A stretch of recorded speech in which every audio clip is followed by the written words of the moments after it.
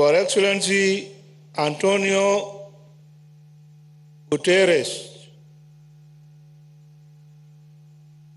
United Nations Secretary General, Your Excellency John Kerry, United States Climate Change Envoy, Your Excellency Dr. Sultan Ahmed Al-Jaber, COP28 President Designate and the UAE Special Envoy for Climate Change.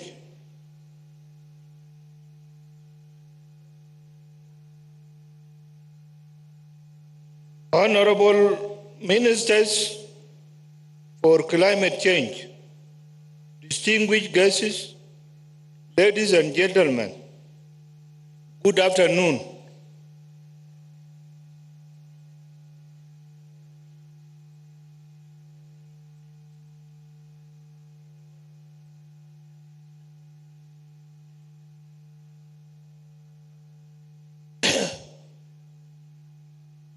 Let me start my remarks by expressing my deepest gratitude to the government and the people of Kenya for the warm welcome and for successfully hosting this first Africa Climate Change Summit.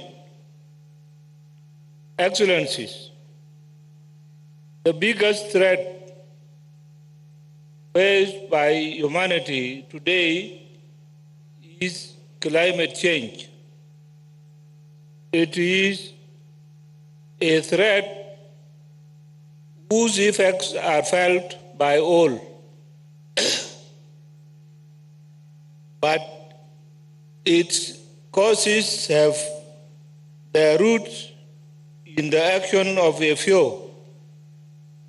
Take Africa for instance. We collectively emit less than 5% of carbon, but we are the most vulnerable region. My country, South Sudan, with tiny emissions, for example, is currently experiencing floods, droughts, heat waves, and irregular rain patterns. We have over 2 million people who have lost their livelihoods as a result of climate change and are in dire need of support.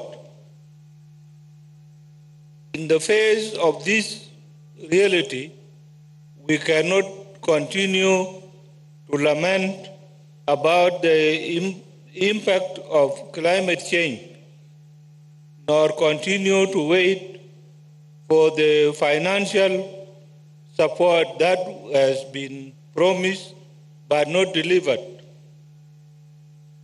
We must seize this opportunity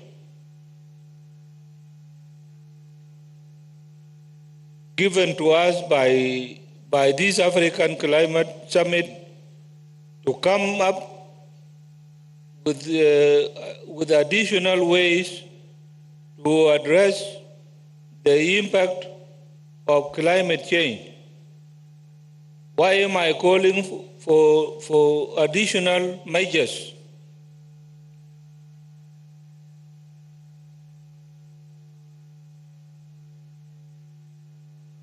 The reason is very clear.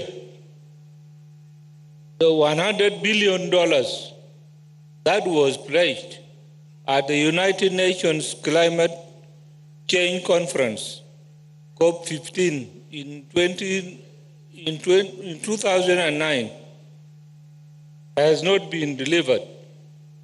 More importantly, that amount is not enough because Africa alone requires over $3 billion $3 trillion to enable, mitigate, and adapt to the climate change. As Africans, we need to understand that transitioning to low carbon economy will come from within, and its path lies in operationalizing the theme of this summit, driving green growth and climate finance solutions for Africa. And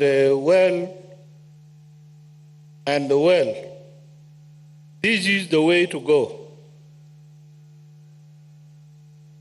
Driving green growth will allow us to come up with solutions that will address the financial gap between what was pledged in Copenhagen summit in 2009 and the actual figure needed by African countries to combat climate change. Excellencies, in South Sudan, we are endowed with the natural resources, and the challenges we face as a country are about finding ways to exploit these resources in a sustainable manner. The key question we have always is how do we responsibly exploit these resources in ways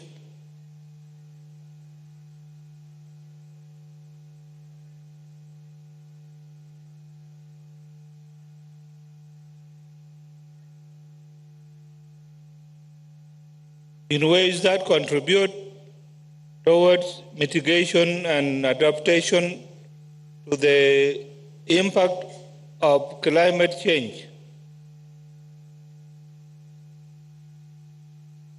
Part of our answer to these challenges lie in aligning our climate change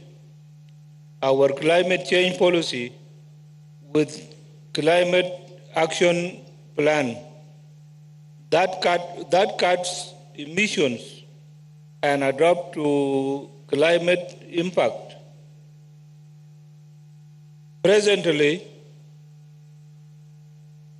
South Sudan has developed its second nationally determined contributions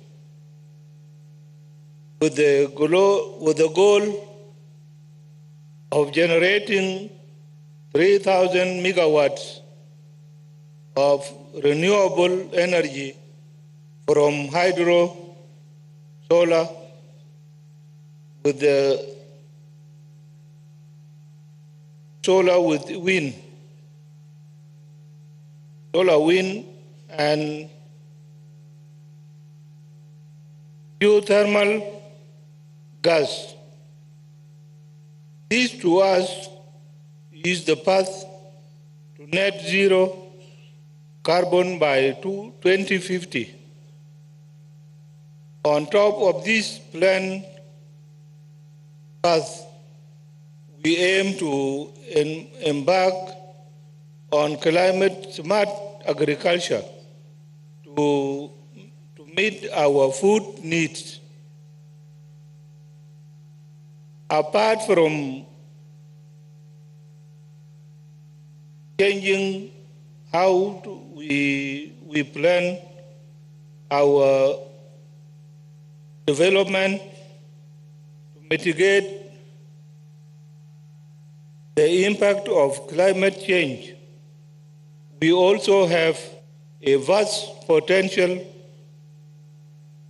in carbon trading that can generate further revenue to finance our climate adaptation. Our natural forests and the suit wetlands have the largest capacity to absorb carbon in the world. In fact, I'm proud to say that the suit wetland in my country is the third long of the world. These ecosystems can sequester millions of tons of carbon dioxide annually, and in them lies the potential for carbon trading I just mentioned.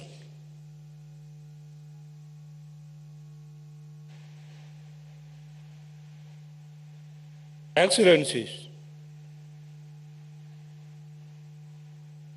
what I have enumerated are steps we can take individually as countries to reverse the impact of climate change.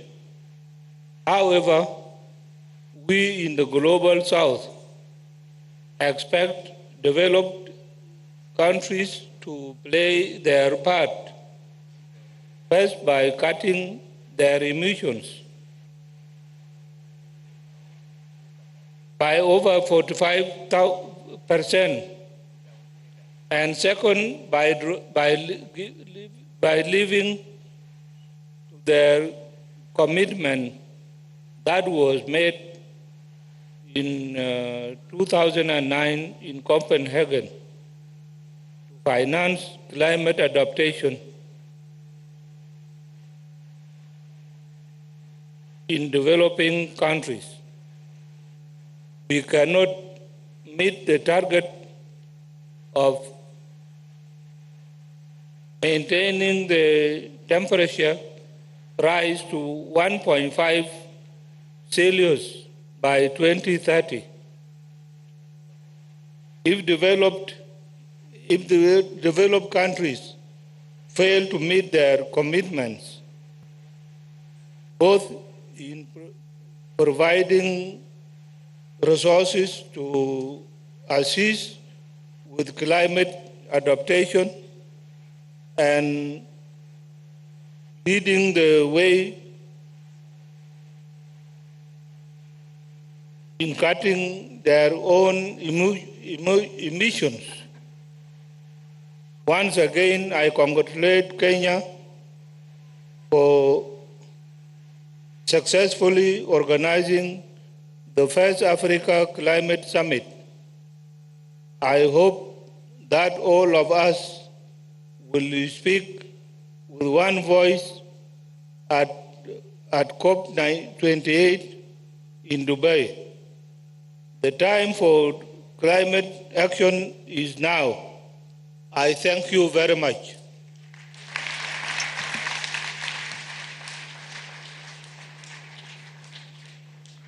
Thank you very much, Mr. President. Let's give a round of applause to President Salva Kiir. Let me now take this opportunity to request President Macky Sall, the President of Senegal, to make his statement. Your Excellency, you have the floor.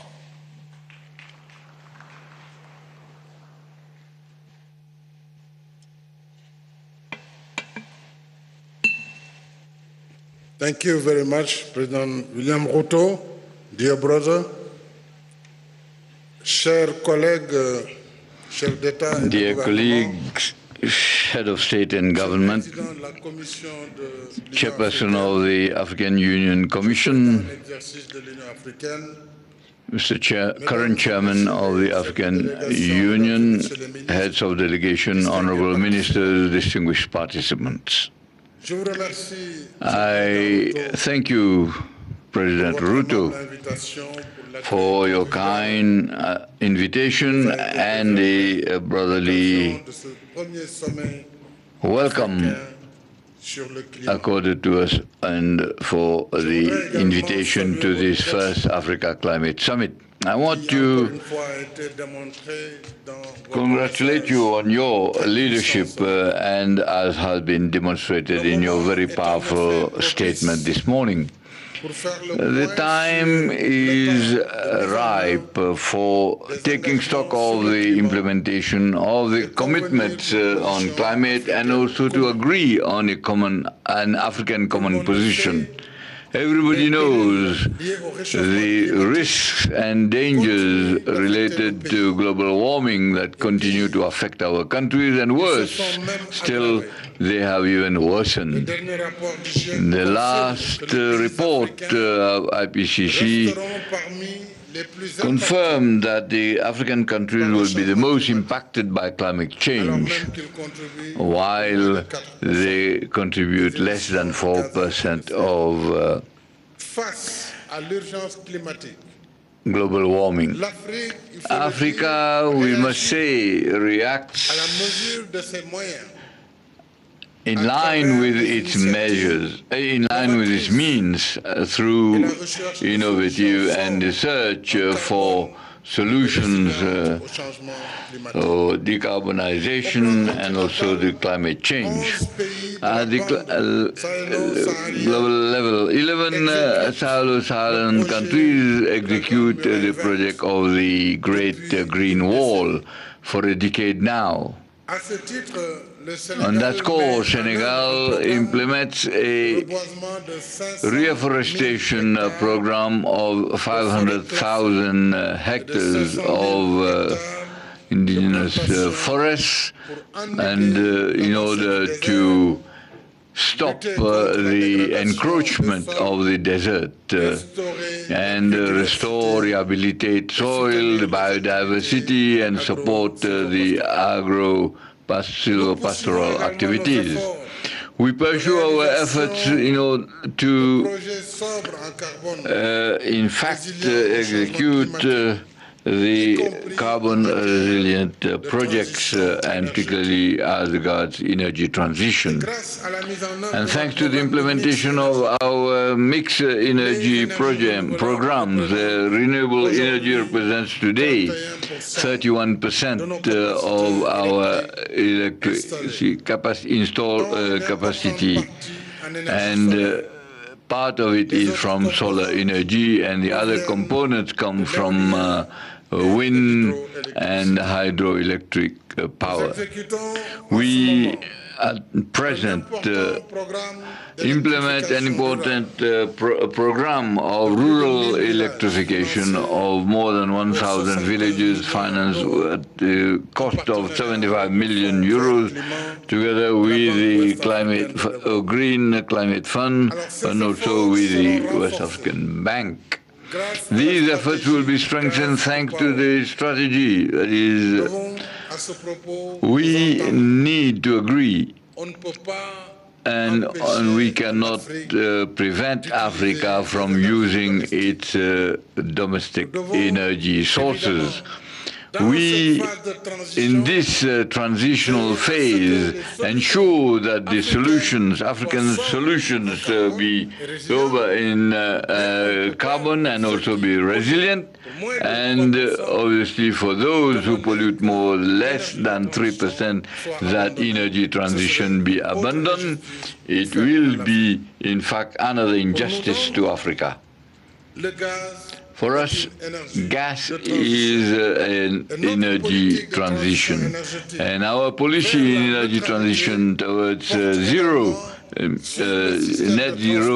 is on the transport system with a regional express train, which is operational for 2 years now, which carry more than 130,000 people every day, which obviously is electric, and also the rapid electric bus, and which obviously will be used before the end of the year. In the same spirit, Senegal signed last June with the partners of G7 its program for an energy transition which is based on JEPI, with an investment that requires the mobilization of 2.7 million euros, and we have the ambition of raising it to 40% of renewable energy in our energy mix by 2030. Having said that, we have to agree that essentially the African countries should realize and implement their green program, and Mr. President, you have reminded us about it. While the financing of adaptation should be supported by at least by concessional credits in conformity with what was agreed in Paris. In the perspective of COP28, we should pursue our advocacy for the mobilization of resources dedicated to green financing. That is the key to resolve the problem of climate change and global warming through responsible and interdependent efforts of countries from developing countries. To conclude, I want to express my support to the Alliance for Green Infrastructure initiated by the African Development Bank, the African Union, and Africa 50 in order to support the execution of the projects that are carbon sober and that are resilient. And I want to invite all the partners to contribute to this initiative. And finally, I thank the Central Adaptation Center in its work of promotion of the program to accelerate adaptation in Africa. I thank you for your kind attention. Thank you very much, Mr. President. A round of applause for President Macky Sall, please. Now it's the opportunity for President Jacinto Felipe Nyusi, the President of Mozambique, to make his statement. Your Excellency, you have the floor.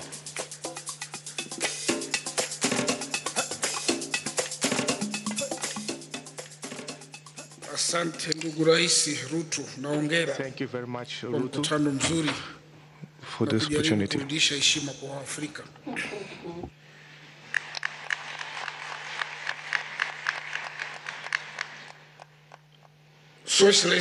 Your Excellency William Ruto, President of Kenya, Your Excellency Azar Ousmane, President of Comoros and the Chair at the AU, distinguished heads of state and government, Your Excellency Moussa Faki from the AU Commission, Your Excellencies, ladies and gentlemen. First of all, I would like to commend the invitation of Your Excellency President Ruto and the warm welcome and the invitation to participate in the Africa Climate Summit hosted by the Kenyan government together with the AU Commission. Your Excellencies, the decision by the African Union General Assembly to host this event is in order to have a shared African vision regarding the climate crisis that is affecting the world and mostly Mozambique, Africa. And looking specifically at Mozambique, the country is cyclically ravaged by the impacts of climate change. It's not what I've heard about. This is what we live. And as of February every year, and even until May, we suffer from the adverse effects of climate change. Since 2019, we have suffered from the cyclones Idai, Dineo, Freddy, amongst others. We had many natural storms and drought. Cyclone Freddy was extraordinary because it took longer time, more than 14 days, and we were affected twice by Cyclone Freddy because first affected us on the coast and then went back, and then it affected again Mozambique on its pathway to Malawi. We know that such disasters affect negatively populations in Mozambique, not only but in other countries. Your Excellency, your President, the interventions that we've heard were exhaustive. Such statements try to explain what is climate change and what are the impacts of climate change. So I will not be repetitive, and I would like to be more objective and straightforward by sharing the experience of Mozambique with regard to climate change prevention, mitigation, and adaptation, and to emphasize the following. First, the conservation areas. 25% of the Mozambican territory is covered by parks, reserves, game parks, including marine protection areas. In this perspective, different actions were endeavored by the Mozambican government, together with private partners and local communities, in protecting these areas that have led to the reduction of poaching of rhinos, lions, as well as illegal logging. So why am I referring to cooperation of communities? Because very often we just talk at a high level, but those that are living those realities with the nature is communities. So they have to be collaborating with us in order to protect what are their livelihoods. I've also spoken about elephants. You know that the best gardener in the forest is the animal, specifically elephant, meaning that if we do not protect, for example, our animals, our gardens and our forests can be threatened seriously. Secondly, Mozambique hosts the most extensive Miombo forest, which is the largest ecosystemic system in the world, and it extends for more than 2,564 kilometers throughout the Zambezi Basin.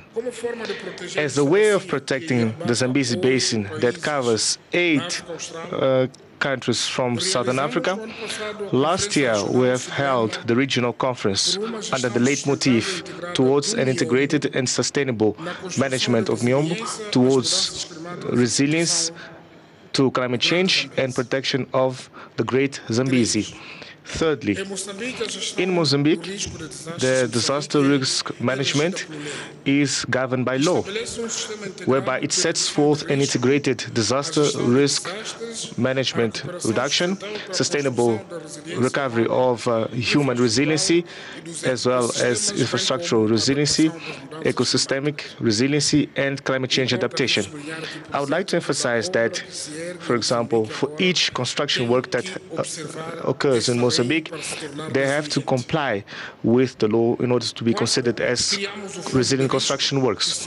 Fourth, we have created disaster risk insurance in order to cater for situations of natural disasters and support of vulnerable groups. One of the efforts towards disaster risk management and reduction is by engaging local communities, as also referred, but we are also prioritizing conservation agriculture. This is relevant in our strategy towards food security, and we promote the preservation of soils, soil quality, the preservation of water resources, the prevention of wildfires that led to deforestation and adverse effects from climate change. Moreover, the management of biomass energy, considering that our rural communities greatly rely on firewood. So we have been expanding rural electrification based on our national grid from the Cabora Bassa Dam and solar grids within the initiative Energy for All. Besides expanding the Cabora Bassa Dam that serves up some of the countries in Southern Africa, we are also prioritizing some hydroelectric projects such as Pandankua, as well as the Ntemani gas plant. And Ntemani will have around 400 megawatts, will be the major one. 8, we have the territorial planning project. Through the territorial development and spatial planning. And this occurs because very often we see that people just build irregularly. And if we do not plan how we are going to build our urban spaces, we can lead or contribute towards erosion. Another aspect has to do with institutional and legal reforms based on the protection of biodiversity, including the reactivation of the main fines, and meaning that we have severed fines and penalties against poaching, related to poaching, as well as illegal logging. As a result of these institutional and legal reforms, Mozambique has been considered in the carbon credits, and Mozambique is the first African country to receive payments from the World Bank related to carbon trade. By strengthening the early warning system, we have implemented the program One District, One Weather Center. I'm just emphasizing what we're doing as a country because we cyclically suffer from adverse weather effects. So we have decided to strengthen our early warning systems so that communities are ready when those disasters strike us. This year we have also inaugurated the Beira meteorology radar in the central part of our country in order to detect cyclones in a radius of 400 kilometers. And we are planning on setting up 2 additional radars in the northern and southern part of the country. Hence, we will be covering the whole country. We also adopted the Maputo Declaration regarding the integrated early warning system that fits into the national operational and strategic goals. We would also like to share that Mozambique also hosts the the SADC Humanitarian Operation Center, which is a center aiming at protection and prevention. Mozambique has an extensive coastline of around 2,700 kilometers, meaning that we should give special attention to the ocean as a regulator of temperature and climate in the planet. We have ratified the Marpol Convention of 1978 regarding sea pollution that also complements the national legislation regarding illegal fishing and the protection of marine diversity, meaning that if we do not protect our biodiversity, we are going to contribute towards negative impact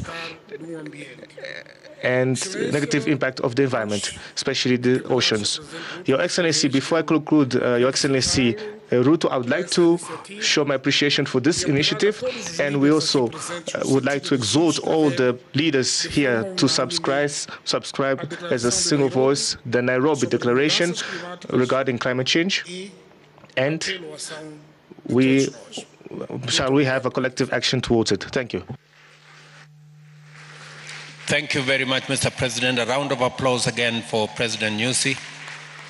Let me now take this opportunity to give the floor to President Nana Akufo-Addo, the President of Ghana. Your Excellency, you have the floor.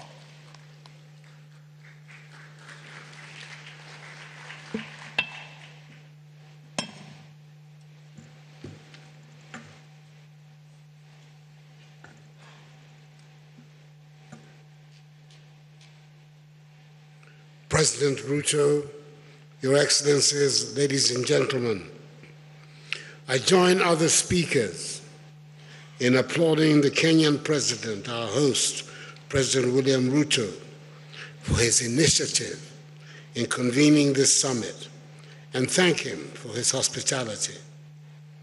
A summit to define a common African position towards the deliberations of COP28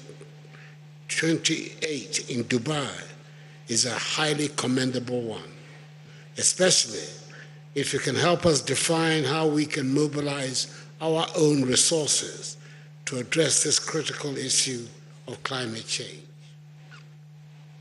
Ghana's nationally determined contributions towards combating climate change have been fully incorporated into government's coordinated program for economic and social development policies to facilitate their implementation. We have introduced major policy interventions that have development and climate projection imperatives. Our flagship programs, whether they are the programs for planting for food and jobs, or One Village, One Dam, or One District, One Factory, are all geared towards boosting industrialization and rural development, as well as building our resilience to the impacts of climate change. The strategic focus of the One Village, One Dam initiative, for example, in the northern regions of our country, is to provide all year-round access to water to smallholder farmers who practically have no viable livelihood alternatives during the long dry seasons. We're also determined to make natural gas, which we have in abundance, available for the generation of electricity. We placed a ban on illegal mining, the phenomenon we call galamsey, which was destroying our water bodies, vegetation, and our forests. Some 20,000 young people have been engaged to plant more than 30 million trees in 2 years to create jobs and restore degraded land. These policy initiatives are already using positive results to the attainment of the SDG goals, particularly the goal of reducing our carbon emissions. Additionally, I've established an advisory group of prominent private sector chief executives who are setting up a $100 million SDGs delivery fund and a $200 million green fund to complement government's efforts at tackling climate change and funding the implementation of the SDGs. Whilst we strive to do our bit to halt climate change at the national level, we expect also a lot to be done at the international level. One major issue of concern to us is the need to streamline access to international climate finance to complement national funding. I believe this forum will throw more light on practical ways to mobilize financial resources to support the implementation of national climate actions, especially how we can guarantee a different future from the past and ensure that the commitments of the developed world towards climate finance, which have not been met in the past, will be met in the future. Excellencies, it is obvious that we have to act swiftly and decisively to mitigate these effects and ensure a sustainable future for generations to come. The impact of climate change, as we know, is not limited to the African continent alone. It is a global issue that affects all of us. Thus, addressing climate change in Africa, as President Ruto so forcefully articulated, is a moral and strategic necessity for global climate action. Hopefully, COP28 in Dubai will provide us a concrete roadmap towards that end and ensure a just energy transition for us in Africa. I thank you for your attention. Thank you very much, Mr. President. A round of applause again for President Nana. Let me now take this opportunity to ask my sister, the President of Tanzania, President Suluhu Hassan, to make her statement. Your Excellency, you have the floor.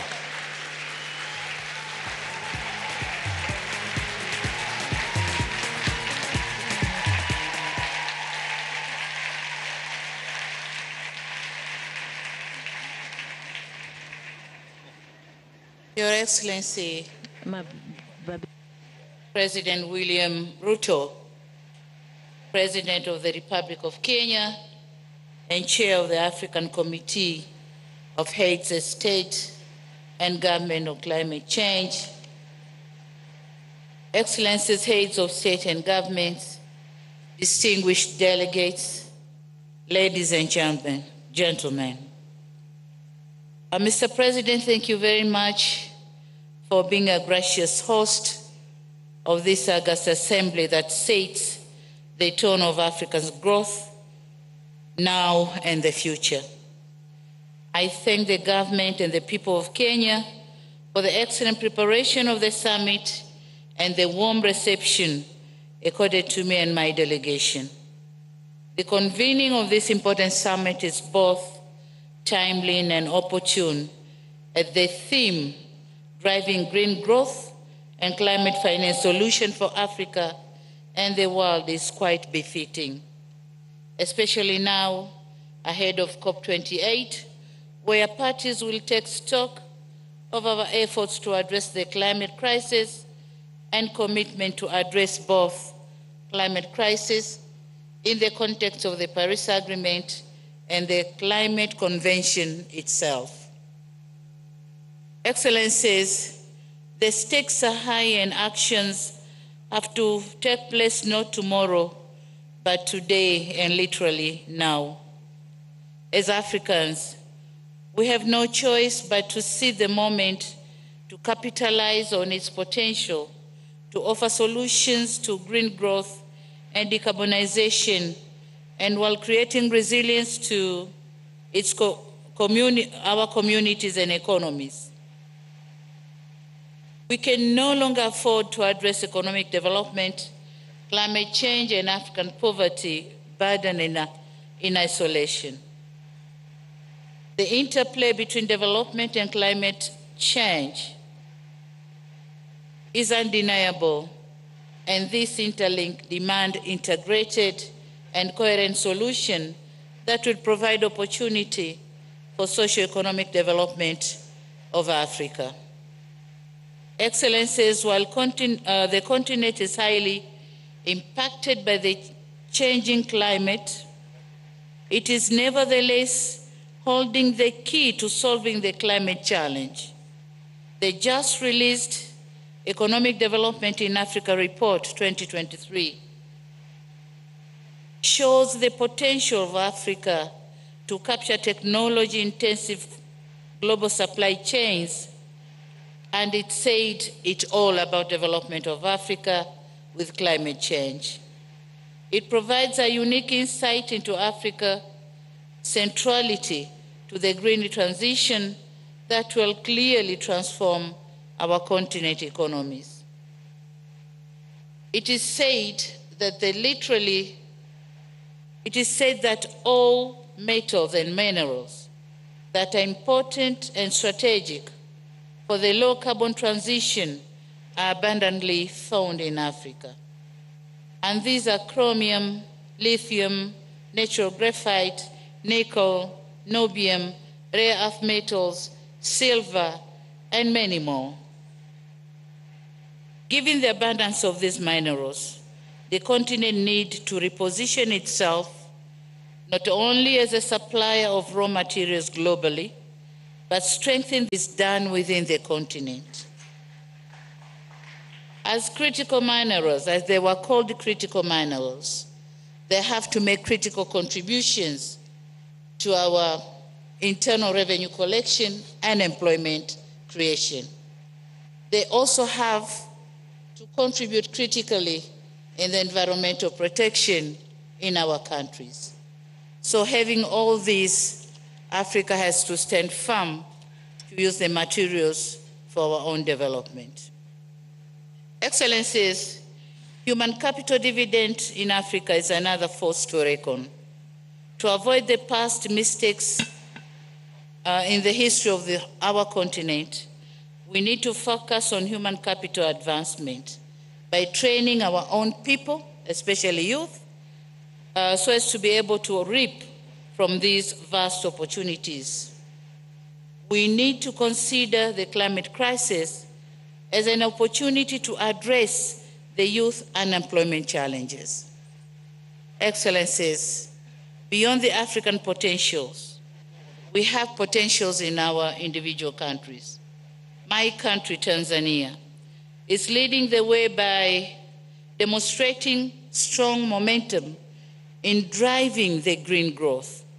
Almost 95% of our energy is from hydro and natural gas. We are also leading in nature conservation with almost 38% of our landmass under conservation in various regimes. We are also committed in nurturing the ecosystems that hold the promise of creating thousands of new jobs and unlimited national economic and global benefits. Talking on the offering of critical mineral to the world, Tanzania has huge deposits of some of these critical minerals needed today. Helium is present around Lake Rukwa Basin, nickel deposit around Lake Victoria, graphite reserves at the southern eastern part of the country, and we also accommodate other deposits, critical minerals, including copper and lithium, as well as rare elements. Despite of the above scenario, we, however, need to face the fact that Tanzania, and indeed the whole of the African continent, still faces unprecedented impacts of climate change, with limited capacity to finance the mitigation and adaptation needs. And thus, as we head towards COP28, we have to raise an African voice on the establishment and capitalization of a special fund for Africa. The contribution and the pledges which are given by the advanced countries have to say what percentage of those pledges goes to Africa, and not just a blanket pledges. As I conclude, and as you are all aware, Tanzania is hosting the AGRF Food and Agriculture Summit this same week. The presidential summit is on 7th of September, a day after tomorrow. I therefore wish to use this opportunity to once again invite you to Tanzania, and I'll personally be there to welcome you all.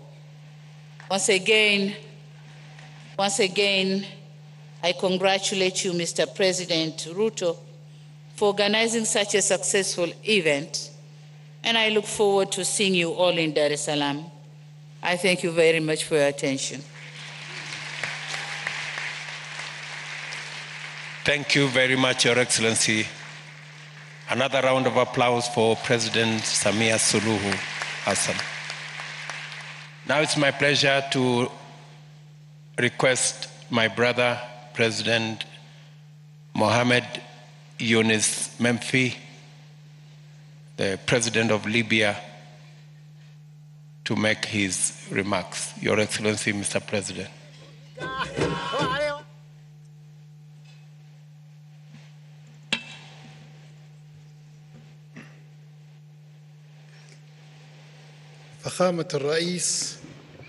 Your Excellency, President of Kenya, President William Ruto, and head of the Committee of African Heads of States concerned with climate change.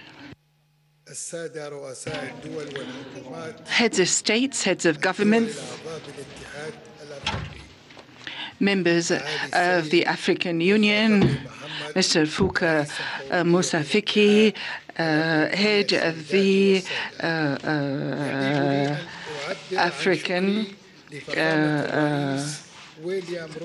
Commission. May I extend my wholeheartedly thanks to President Ruto and the Kenyan people for hosting this very important summit. It is important for Africa and it's important for the whole world. I'd like to congratulate President Ruto for his wise leadership for the African Committee on Climate Change.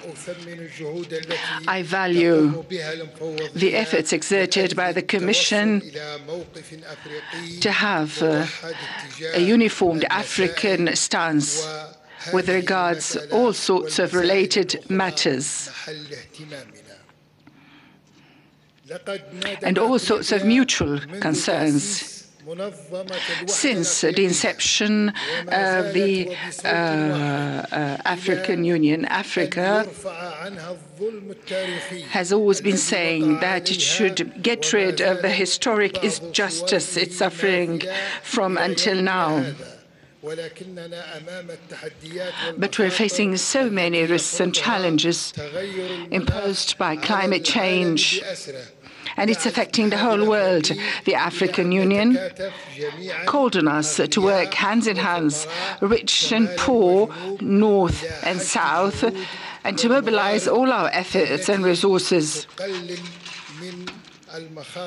to mitigate those risks and to also adapt to those changes, and to change and transform those risks and challenges to opportunities based on strategic partnership, to bridge the financing and technical gap, to empower Africa and the South in general to move forward from the weakest link to the higher level of being a partner. And this would give more opportunities for adaptation to the whole world. And that would help us to achieve a sustainable horizontal development.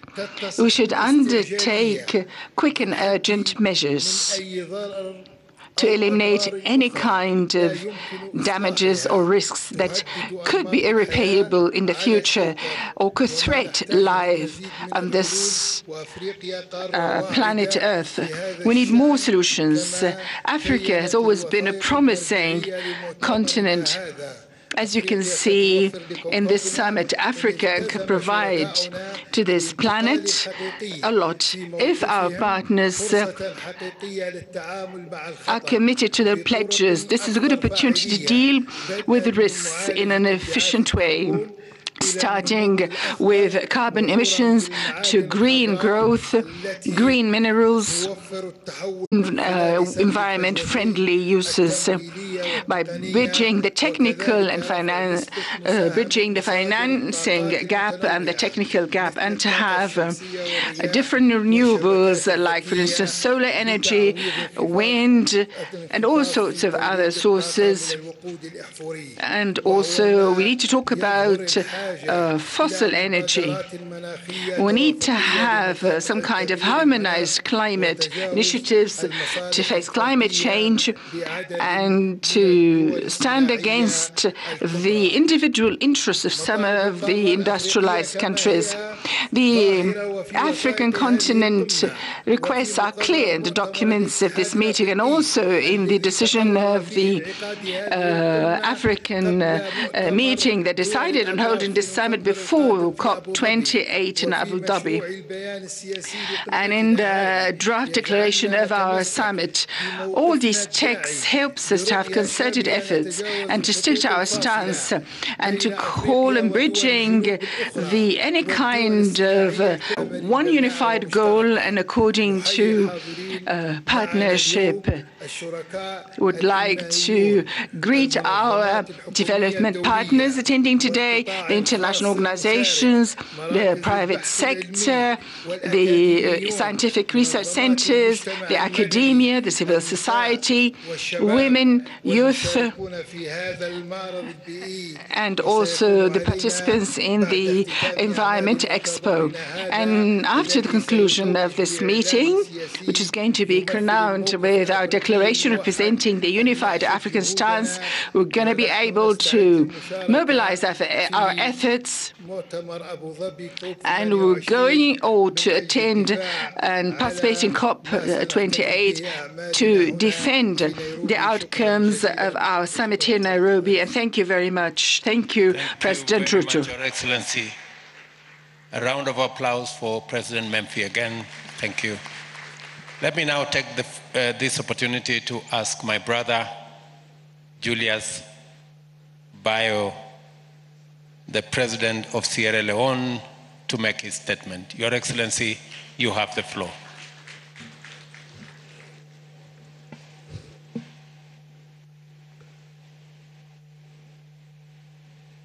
Thank you very much, Your Excellency, President Dr. William Ruto, President of the Republic of Kenya, Your Excellency Azali Assoumani, President of the Union of Comoros and Chairperson of the African Union, Excellencies, Heads of State and Government, Your Excellency Musa Faki Mahamat, Chairperson of the African Union Commission, Your Excellency Antonio Guterres, United Nations Secretary General, Your Excellency Patricia Scotland, the Secretary General for Commonwealth, Your Excellency First Ladies, distinguished ladies and gentlemen, good afternoon.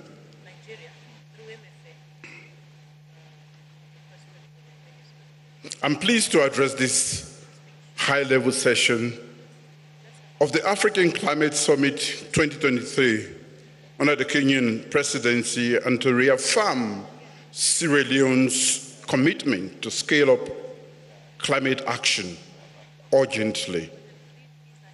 I must thank His Excellency President William Ruto and the government of the Republic of Kenya for the excellent arrangements made for this summit as African countries seek to address climate change priorities in this critical decade.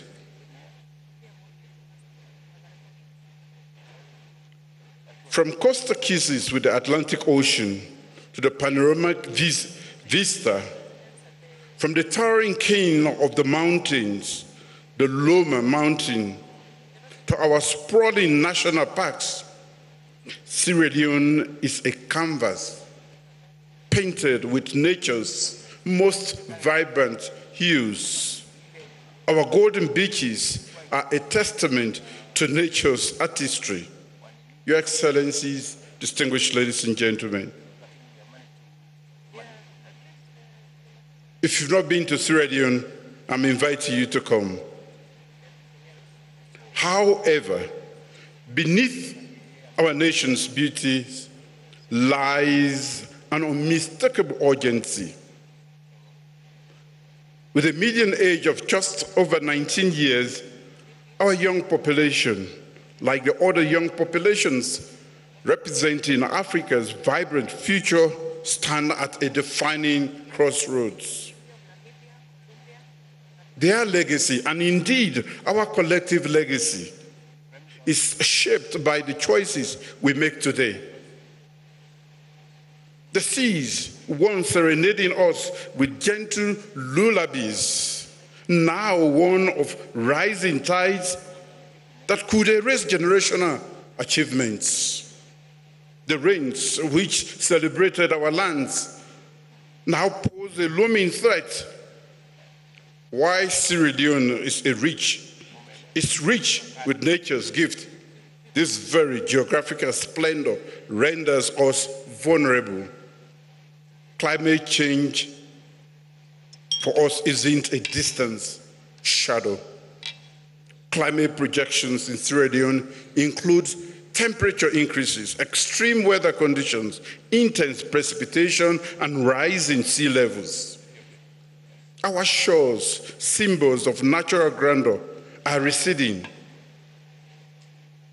Many of our communities face displacement, and our pristine beaches risk fading away, and calamities like landslide and floods have become hauntingly regular. The surge in pests and diseases is another testament to our enduring imbalance. Without swift collective action, we risk witnessing the obliteration of Sierra Leone's invaluable ecosystems, leading to further dislocation of our communities and the devastation of their sources of sustenance. This is not just a Sierra Leone story. It is an African story. And I dare say it is a global story too. Your Excellencies, distinguished ladies and gentlemen, our world is in trouble. But our continent is even more so. The evidence is clear. The time for action is now, but we are running out of time. Grounded in this stark reality, my government remains unwavering in our commitment to fortifying climate resilience, ensuring our people thrive sustainably and harmoniously with nature. In our updated nationally determined commitment, Sierra Leone has defined a progressive pathway forward for cutting greenhouse gases emission from the 2005 levels by 5% by 2025, 10% by 2030, and 25% by 2050.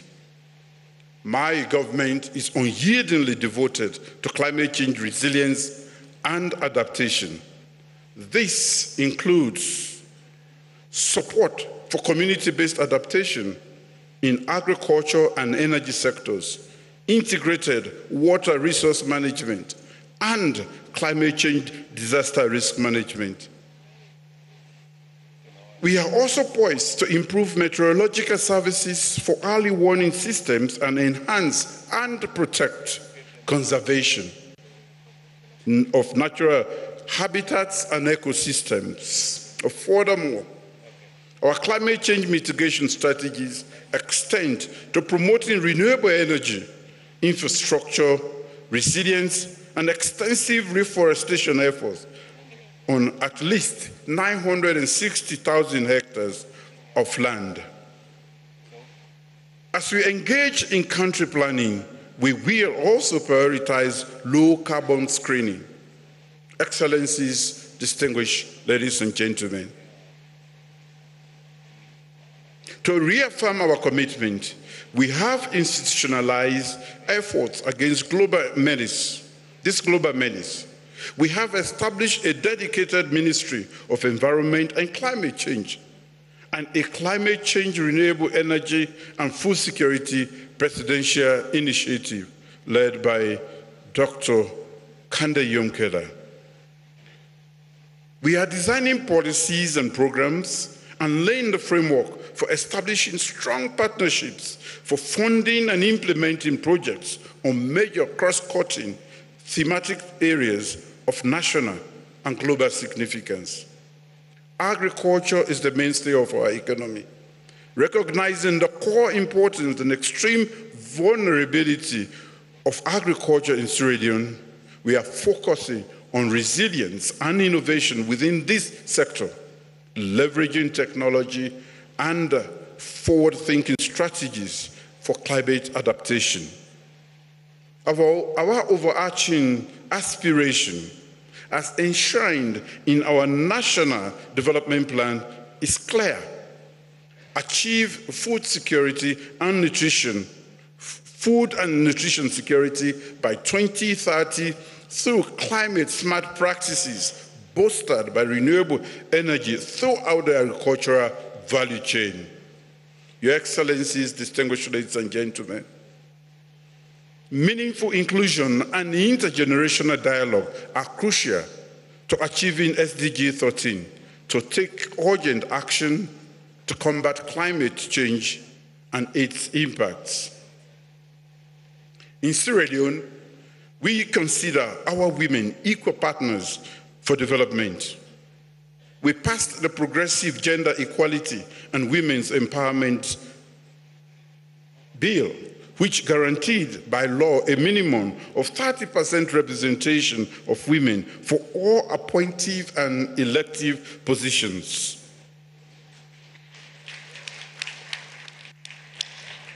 My government is committed to promoting the inclusion of women in climate resilience programs and the participation of women in decision-making for climate change adaptation and mitigation governance at all levels.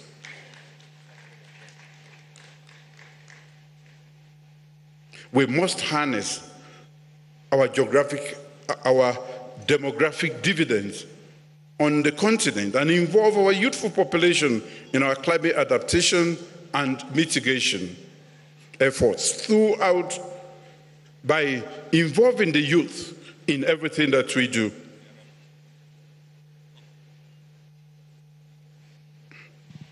Sierra Leone's quest for environmental resilience hinges upon our capacity to address climate finance, build local competencies, and refine our legislative blueprints, and etc.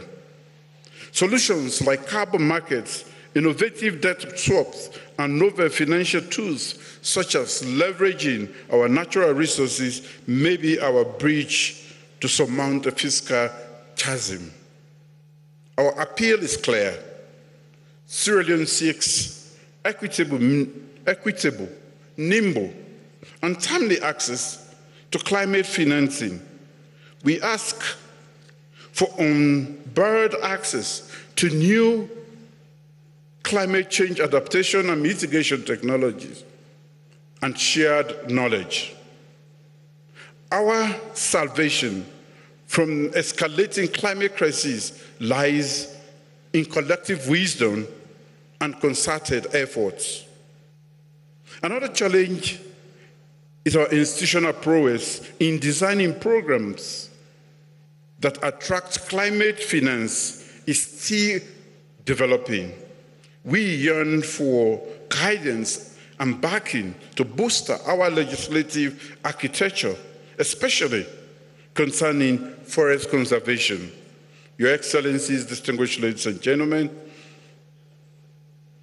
while shared, the responsibility for climate adaptation and mitigation is not and should not be evenly distributed. Expecting countries like Sierra Leone to bear the brunt of a crisis that scarcely contributed to without robust support from the primary emitters, the industrial giants, is fundamentally unjust. Our stance is unequivocal. We are here to collaborate, not to capitulate. We seek cooperation, not charity.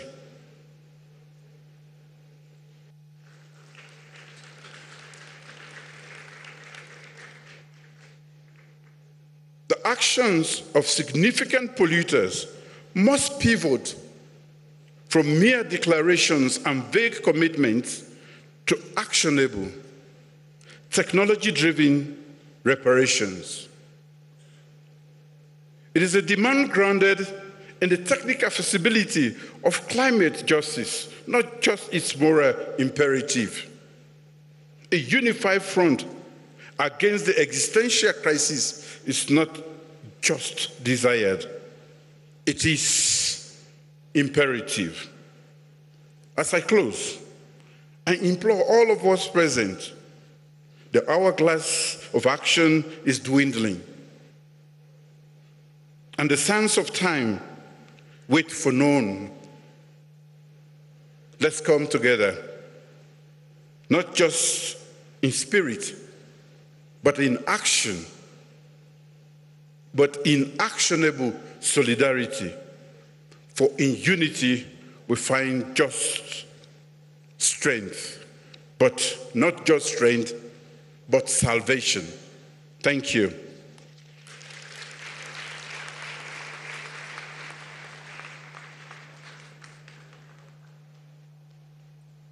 Another round of applause for President Bayo. Thank you very much.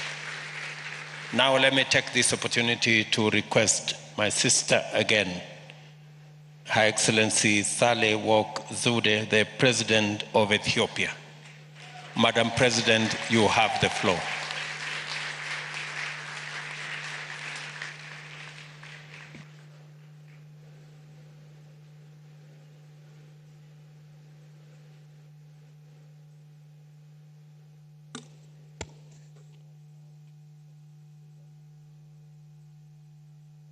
Your Excellency, President William Ruto, Excellencies, ladies and gentlemen. This is a very important summit.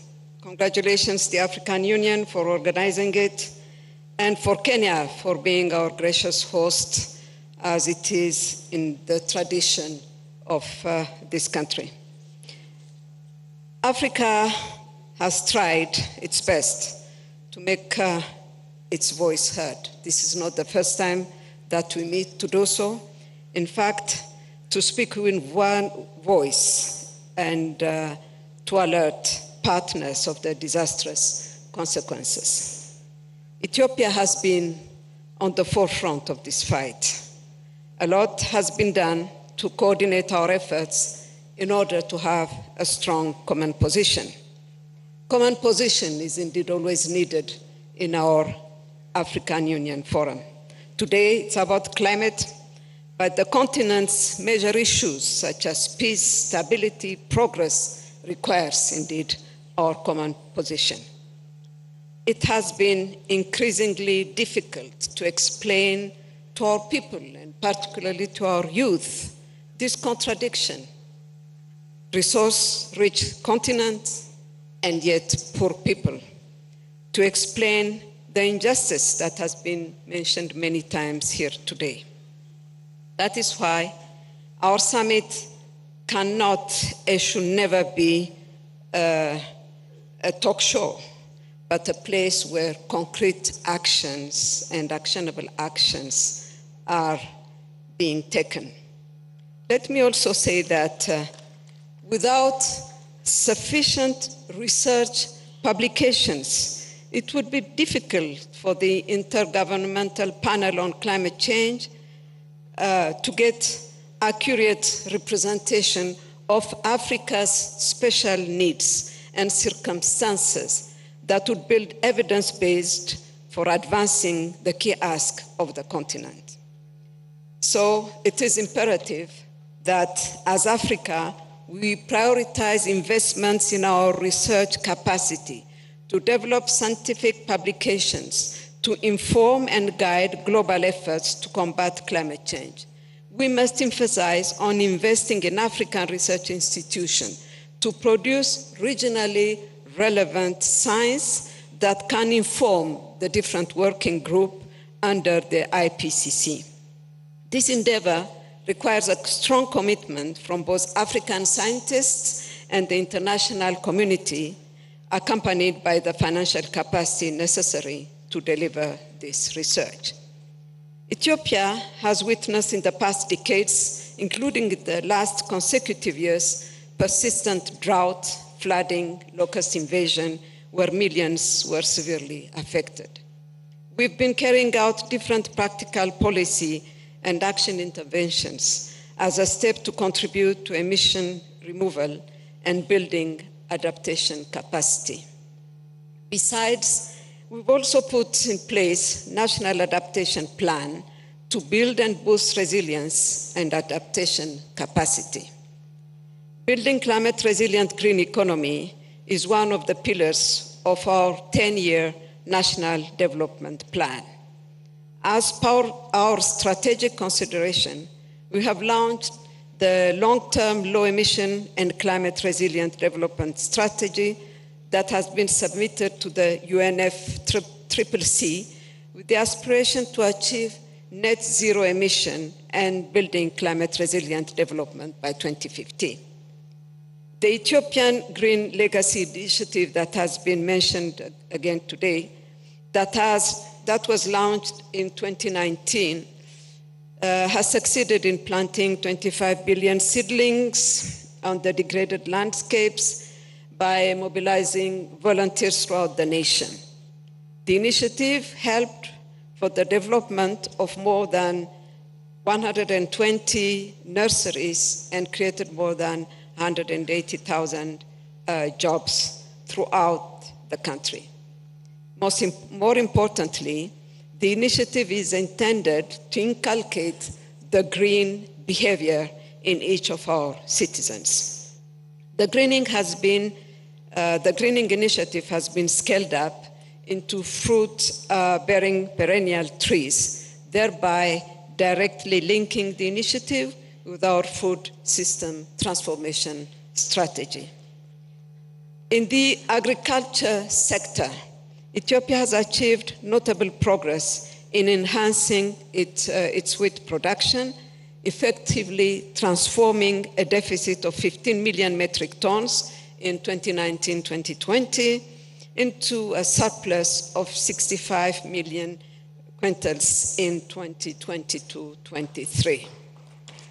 I think this achievement has enabled Ethiopia to meet not only its domestic need, and in fact commence with exports. This gives me a good opportunity to thank the African Development Bank, and most particularly its president, my young brother, for the support that was given to us. The plan is to cultivate 2 million hectares during the dry season alone in 2023. The success of wheat production is critical for the country's efforts to enhance food security and achieve food sovereignty. In terms of renewable energy production, Ethiopia is also investing on green energy projects such as hydroelectric, wind, solar, and geothermal energy sectors, as well as promoting modern rural cooking technologies. We have successfully run the hydro energy producing projects, including the Grand Ethiopian Renaissance Dam, with domestic resources which will significantly make difference in the country's status in terms of social, environmental, and economic needs. Ethiopia is striving to finance climate actions proactively and persistently as means systematically addressing the economic challenges of the country. Accordingly, the government has invested over $82 million from 2011 to 2019, mobilized from domestic, bilateral, multilateral sources, as well as from international climate finance institutions on climate change mitigation and adaptation projects and programs in agriculture, energy, transport, industry, forest, urban development, and health sectors. Despite this investment, Ethiopia still needs to attract and mobilize a significant finance to support its climate-compatible development agenda. We still count on our partners to fulfill their commitments to developing countries and committing themselves for the new challenge of setting new quantified finance goals in the coming years. We also strongly urge multilateral financial institutions to undergo a serious reform that fits for purpose for the needs and circumstances of developing countries, rather than fueling the historical debt accumulated on the shoulders of developing countries and mainly Africa. Our future depends on our decision now. Urgent action is needed in limiting global warming to 1.5 degrees Celsius to avoid worst impact.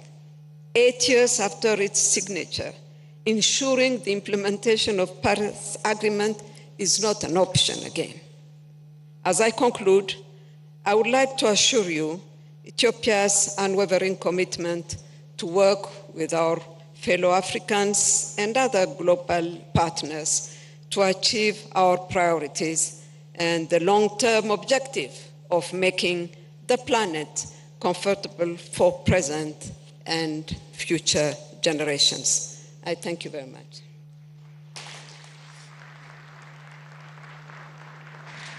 Thank you very much, my dear sister. Another round of applause for President Zewde. Let me now take this opportunity to request Brahim Ghali, the President of Sahrawi Arab Republic. Your Excellency, you have the floor.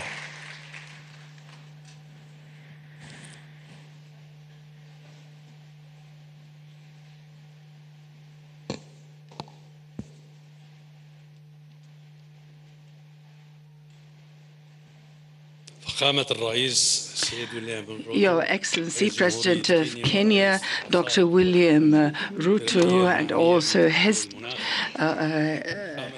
head of the Committee of Heads of States on Climate Change, and also head of the AU, and also Mr. Musa Fiki, head of the AC, Your Excellencies, heads of states, heads of governments, ladies and gentlemen.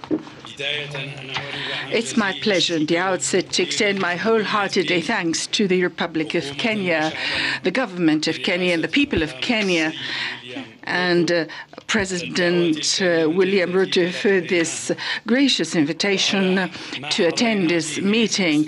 Would like to thank you for the excellent hospitality, and would like to thank you for all sorts of efforts and generosity for the sake of the success of this great event, which is the Climate Summit in Africa. And our Saharan Republic also is facing the climate change like so many other countries in the world. We're facing all these challenges related to climate change. Meanwhile, we have another struggle to put an end to occupation in my countries due to the occupation because of the conflict with Morocco. And those challenges are intertwined. This situation led to the displacement of more than 200,000 of our citizens to some territories that are suffering from climate problems, and temperature in the refugees camps are immeasurable. In our occupied territories, the different practices of occupation, which is outside the control of the international law, without any kind of control, it leads to the aggravation against climate change, like, for instance, the problems with fishery, and this depletes our water and agricultural resources for the sake of exports. And this kind of military occupation is sort of a wall and divides our country into two parts. And this deprives the occupied territories from water. And this is a very dangerous environmental deterioration, and this increases drought in our region. It also led to so many deeply rooted changes in the surface of the land, which became more exposed to wind erosion and also water stagnation. There are also mined areas along this wall became inhabitable, and also it has a very limited economic production. Those challenges, huge challenges, required practical measures on our side to deal with the situation. And in this context, we developed our NDC,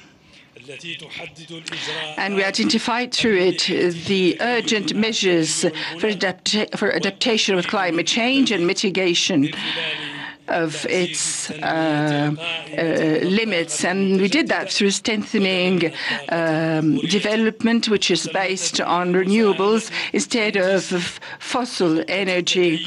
And we supported NDC by having an NAP or NAP through the common ministerial initiatives that included several ministries.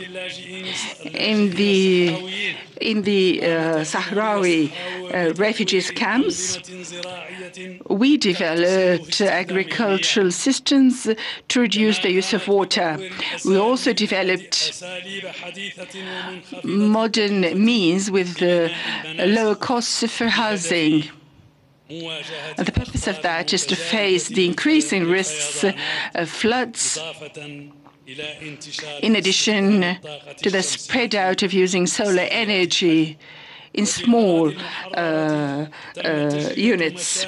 We also have experienced some electricity projects using solar energy, wind energy, and we're using it also in medical facilities in remote and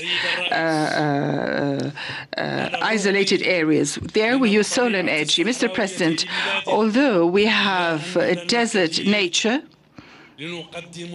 but we do have so many resources to provide to the blue economy in Africa.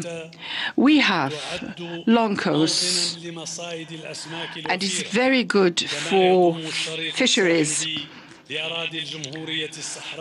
And our coast, which goes as far as 1,110 kilometers, the land there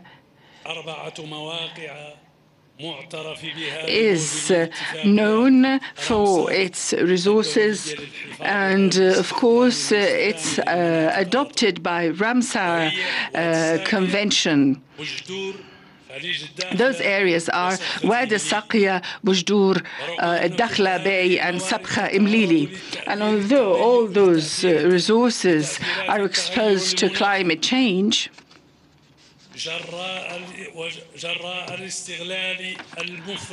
because of the excessive depletion of those resources under occupation, but our country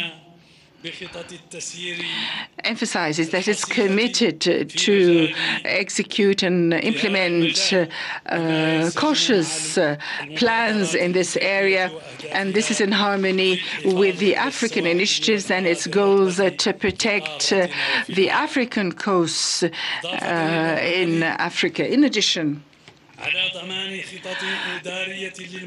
to our work or setting out administrative plans for the important environmental areas, and according to the climate change requirements, we're going to work with other countries and have partnerships and with those countries and African organizations to build our national capacities and to exchange experience in relation to the blue economy. The delay of the termination of the occupation by the United Nations, which is the last in Africa, that doesn't mean that we are fully participation in the international global efforts to face climate change and its detrimental impacts.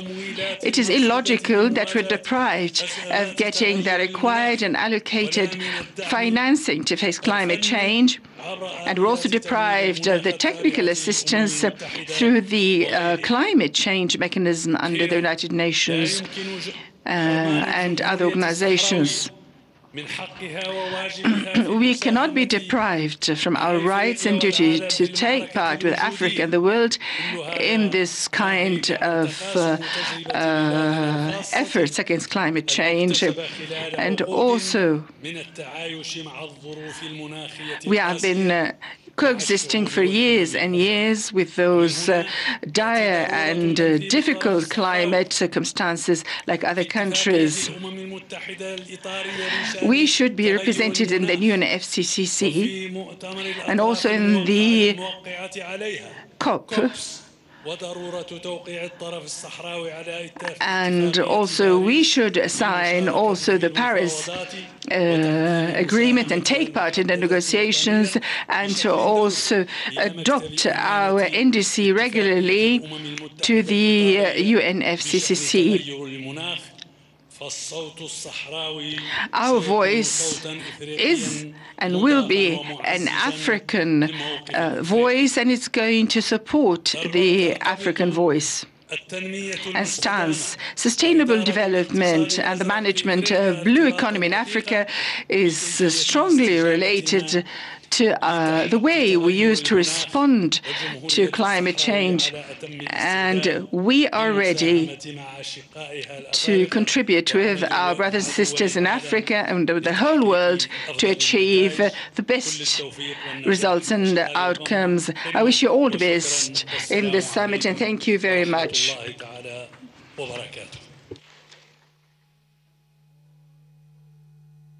Thank you very much, Your Excellency Gali, for that statement. Now it's my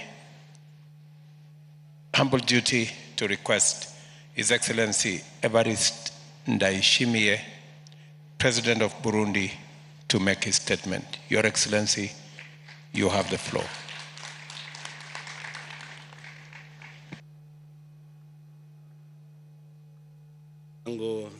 Mheshimiwa Ruto, na hongera sana kwa maandalizi mazuri ya mkutano huyo.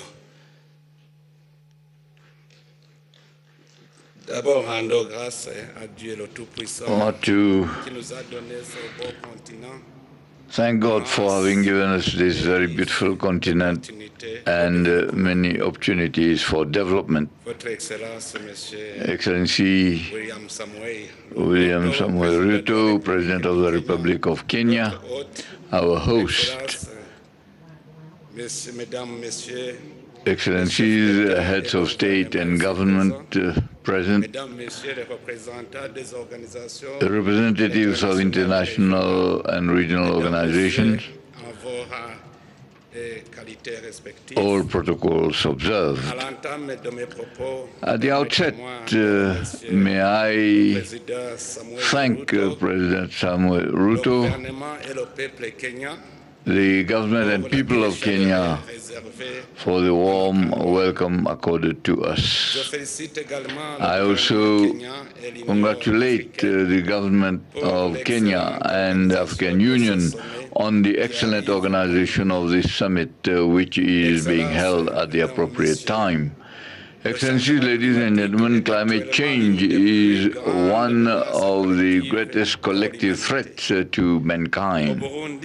In Burundi, the impact of climate change, mainly through drought and torrential rains, violent winds, floods, and landslides are the major factors of displacement of people. To this, we have to add the rising of the Lake Tanganyika and the growing land degradation, which push families to fight about the remaining fertile land. According to the findings, the annual loss in Burundi estimated at $100 million. In these losses, 72% because of flood, 5% because of torrential rain, and 40% of violent winds. Thus, these weather vagaries, in fact, lead to $70 million of loss, and it impacts on the well-being of the peoples, their livelihoods, provoke the destruction of human habitat as well as infrastructures, the proliferation of and the spread of diseases and loss in human life.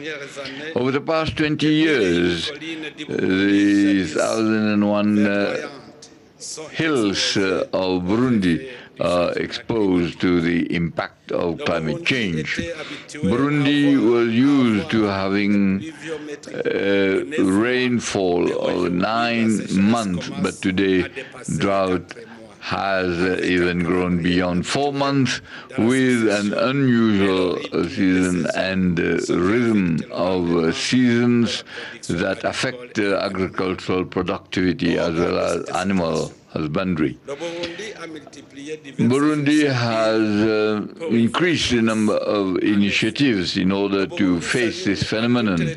Burundi is in line with all the conventions that relate to climate change. In this regard, Burundi has adopted an environment code in 2021, and one of the policies for environmental orientations taking into account climate change.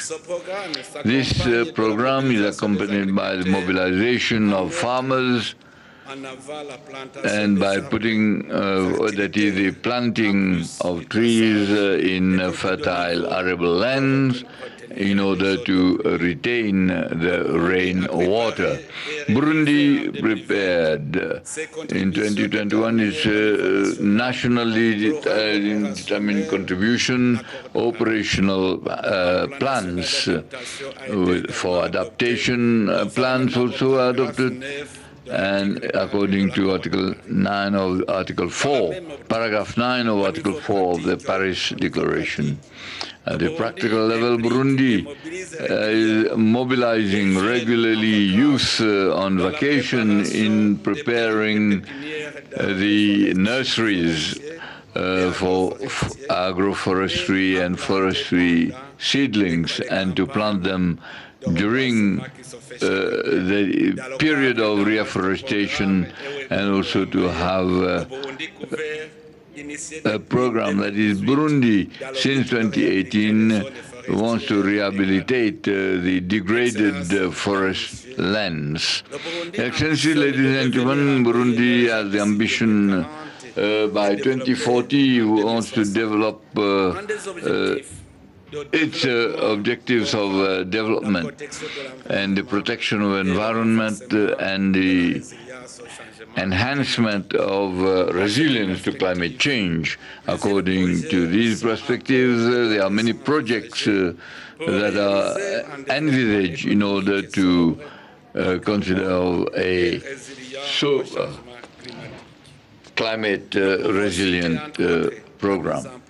The establishment of agropoles, hydroelectric centers, using photovoltaic cells, and the removal and the processing of waste, and through technological innovation that are adapted to the agricultural and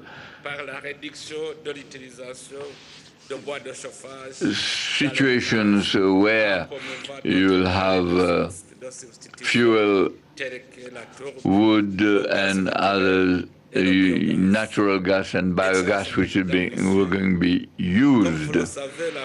As you know, Africa is bearing the burden of the impact of climate change, although it contributes less than 4% of global warming and emissions. Therefore, there is an urgent appeal to the developed countries to honor their commitments in Paris, made in Paris, and to work in favor of the developing countries in order to mitigate the climate change and also ensure the transition towards a green climate. To conclude, we reiterate our commitment to the Paris Declaration and also the plan of action of 2022 to 2032 of Africa as regards climate change and also resilient development. And I thank you for your kind attention. Thank you very much, Mr. President, for your comments. Another round of applause for President Evariste Ndayishimiye.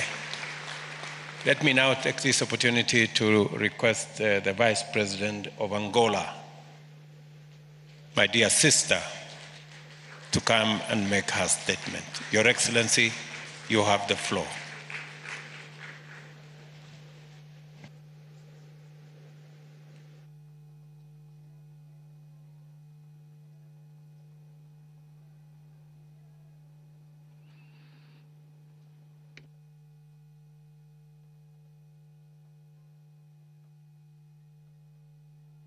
Thank you, Mr. Chairman. Excelência William Samoei Ruto, Your Excellency, the President of the Republic of Kenya, Mr. William Samuel Ruto, Your Excellency, Mr. Azali Assoumani, Chair of the African Union, Your Excellency, Mr. Moussa Faki, the Chair of the African Union Commission, Your Excellencies, First Ladies, distinguished guests, ladies and gentlemen, all protocols observed. Allow me, Your Excellencies, to present to you, first of all, the regard of His Excellency, Mr. João Lourenço, the President of the Republic of Angola, whom I have the honor of representing in this August summit, attended by member states with the aim of contributing to finding durable solutions to address global challenges related to the climate change on our continent. We would like to take advantage of this opportunity to applaud the government of Kenya for the warm welcome I received, as well as the warm welcome to the Angolan delegation. We would like to applaud the African Union for this important initiative.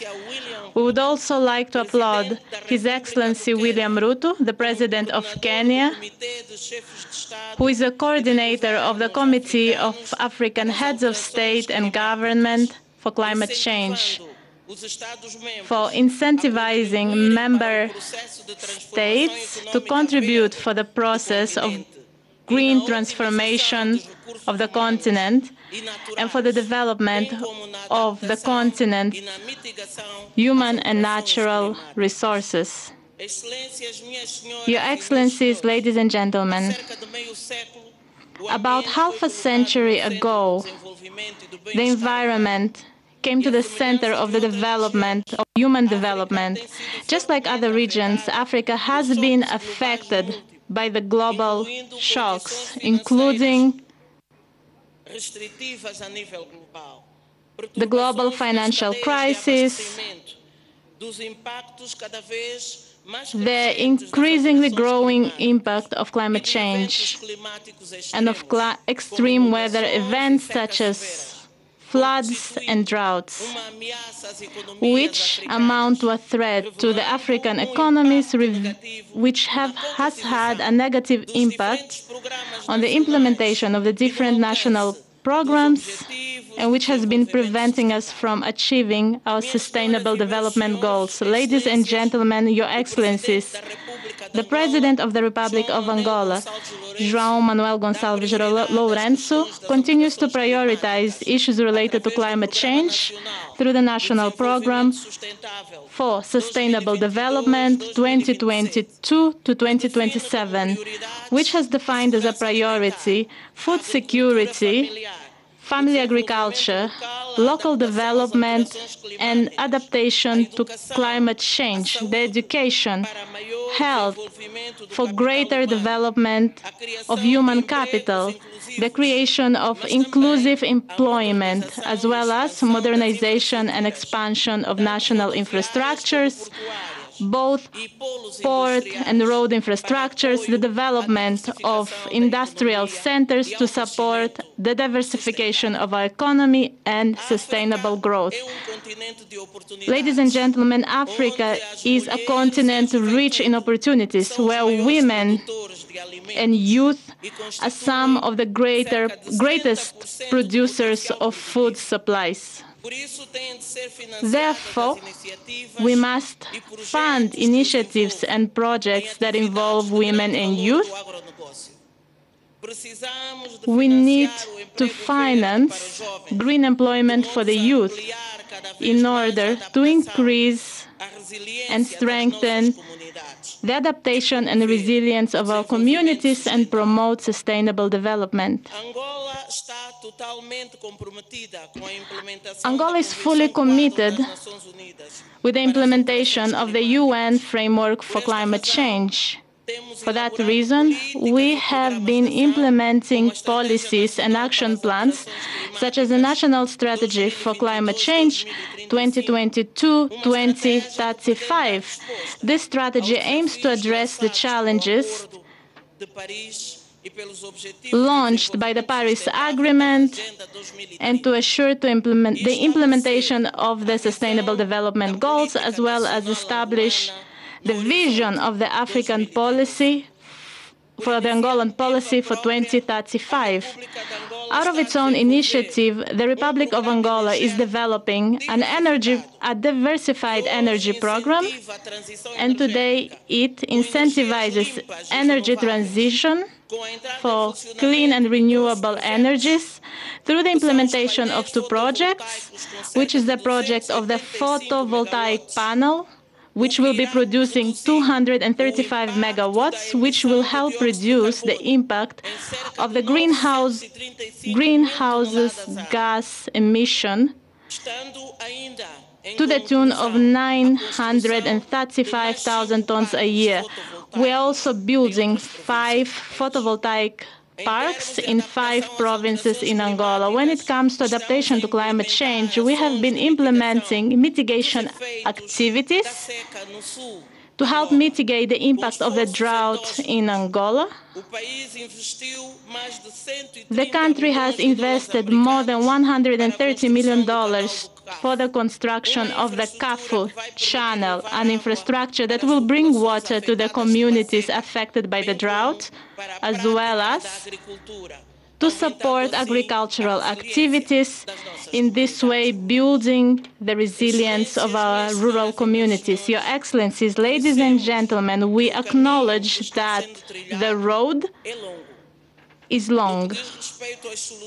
With regards to technological solutions and innovative solutions for climate challenges, the responsible, sustainable production and consumption. On that end, we are working with the African Group, implementing initiatives that will allow us to honor international commitments, especially when it comes to increasing and ensuring that at least 70% of our energy comes from renewable sources by 2035. Ladies and gentlemen, the damage and the losses Africa is suffering as a result of climate change are high. They have been contributing for social instability. They have been contributing to mass displacement and have been contributing to the existence of conflicts. Angola, therefore, calls for a fairer and more equitable global partnership. Angola believes that the investment in climate projects in Africa will not only benefit African nations, but will contribute for global climate stability. We must act fast. And to conclude, I would like to thank everyone who helped organize the summit. And I would like to reiterate the commitment of Angola towards equality, resilience, and towards everything related to the progress of our beloved Africa. I would like to reiterate our trust in the African Union and in the international community so that together we can face challenges associated with climate change. Together we can overcome the obstacles and build a better future for communities, for Africa, and for the world. Thank you very much. Merci beaucoup. Thank you very much. Thank you very much, Madam Vice President. Another round of applause for Angola. Thank you very much. Let me now take this opportunity with all humility to ask President Ismail Omar Guelleh, the President of Djibouti, to make his statement. Your Excellency.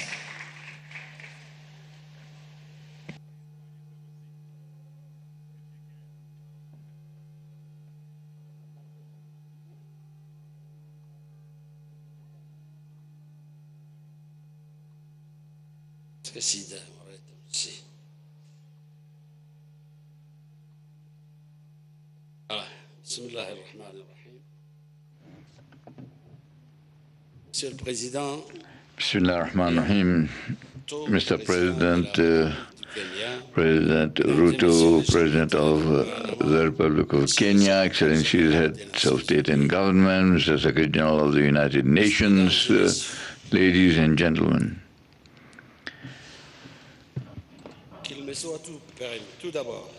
First of all, may I thank the President of the Republic of Kenya, William Ruto, and the brotherly people of Kenya for the warm welcome accorded to us since our arrival in this beautiful city of Nairobi.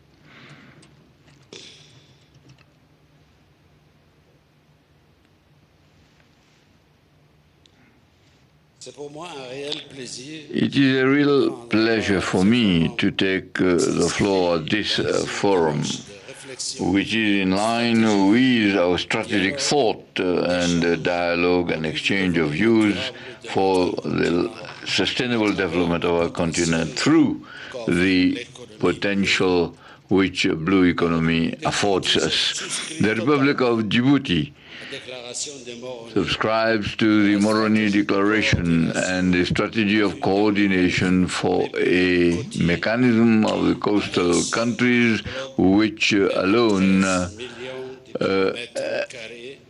encompass 13,000 kilometers our country is partly desert country and affected by climate change, and this has been imposed also on us. That is why the tertiary economy occupies 87%, while 3% only is for other components. In fact, we have a very important part played in our economy by the port and the sea. In fact, seawater has enabled us to resolve the problem of access to drinking water, and Djibouti has realized its first regime of desalination. That is to say that the development of blue economy is an imperative need for Djibouti, and it is in this spirit that we have worked out a national strategy for blue economy in 2023, and the national vision is the guiding principle for the action of the government. Its partners and the civil society in working in the maritime economy. In fact, we have worked out a 5-year strategy as well as a plan for implementation of blue economy, and both are aligned to the strategy and the plan for blue economy and the strategy of IGAD for blue economy and inclusive, sustainable economy that can contribute significantly to the transformation of the Horn of Africa. The other sectors identified, that in addition to the port and maritime activities, are fishery and aquaculture, and also the maritime security and safety. We have renewable energy and telecommunications through the submarine and the sea cables. Mr. President, the oceans transcend the states and they connect all of them. And we should harness this potential in order to create wealth. This is the essential of what it means to develop a blue economy, that is to establish partnerships that will enable us to make use and exploit our oceans, and also a paradigm for action leading to sustainable development. That is why the strategy of blue economy should depend on 3 principles: enhancement of economic activities and the maritime activities, the safeguard of natural resources and ecosystem services, and the establishment and the creation of sustainable jobs and growth. We have to ensure that oceans create opportunities for our peoples. More than 80% of the people of Djibouti live on the coast. That is why we think that inclusiveness, ownership, and the empowerment of the coastal people and communities are essential for the implementation of blue economy before we can think of other world supply chains. We need to guarantee the local capacity, legitimize, regulate, and establish opportunities. Mr. President, the awareness of the possibilities of the oceans by our societies, and also is associated to sensitization about the threats and also the threat to maritime and climate change, because this can unleash a dynamic for a better system of protection and sustainable use of marine resources. The preservation and protection of our oceans will guarantee the sustainability of our planet. And this preservation should be accompanied by action.